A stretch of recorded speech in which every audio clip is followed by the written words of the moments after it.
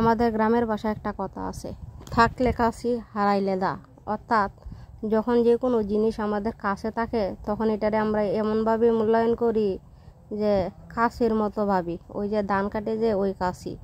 কিন্তু হঠাৎ করে যদি এই রকম মূল্যবান জিনিস যদি কোনো দূরত্ব বাদে বা কোনো কারণে কোনো জিনিস নষ্ট হয়ে যায় বা যেটাই হোক না কেন, তখন এটা আমাদের মাঝে এমনভাবে উপকারে আসে, তখন এটা দায়ের মতো হয়ে যায়। যেমন আমরা তরকারি বা যে কোনো জিনিস কাটার জন্য দা ব্যবহার করি, দা ছাড়া বেশিরভাগ জিনিসই কিন্তু কাটা যায় না।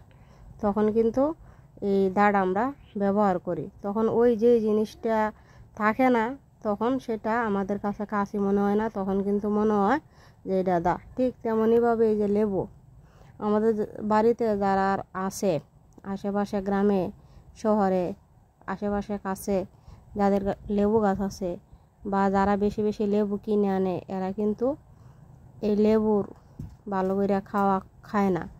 এর রস কিন্তু অনেক কাজের। যেমন গরমের দিন আসলে কিন্তু আমরা গাছের লেবু শরবত করে খাই না, কিন্তু বাহিরে গেলে অতিরিক্ত গরম লাগলে ঠিকই আমরা 10 টাকায় দিয়ে কিনে এক গ্লাস শরবত খাই। আর ওইটা তো আসলে প্রকৃতপক্ষে লেবুর রস থাকে না, এখানে অন্যান্য মেডিসিনও থাকে আমি যতটুকু জানি বা দেখি।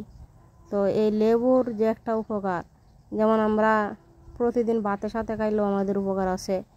এছাড়া এই যে গরমের দিন আইছে, এই গরমের দিনে লেবু শরবত খাইলে কিন্তু শরীরটা অনেকটা ঠান্ডা থাকে। আর দ্বিতীয় কথা, এই লেবুর রস দিয়ে কিন্তু অনেক সময় কাপড়েরও দাগ ওঠানো যায়।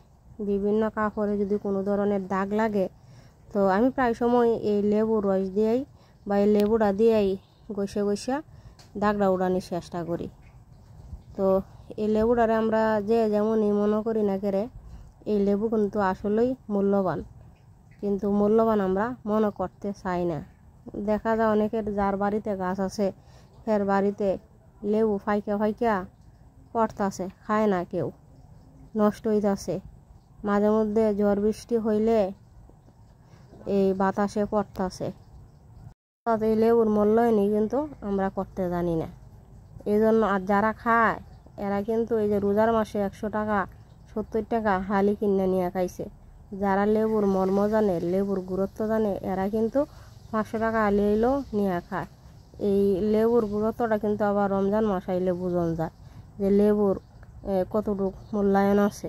তো রমজান মাস ছাড়া লেবুর গুরুত্বটা তেমন মানুষ বোঝে না। আবার যারা বোঝে এরা ঠিকই আপনার কিনেই খায়। আর আমরা যারা মাগনা আছে, গাছও আছে, আমরা কিন্তু খাইতাম চাই না। খাইয়া কি লাভ হইব, কারণ আমরা তো গাছে আছে, আমরা এটার মূল্যায়নটা একটু খুব কমই দিই।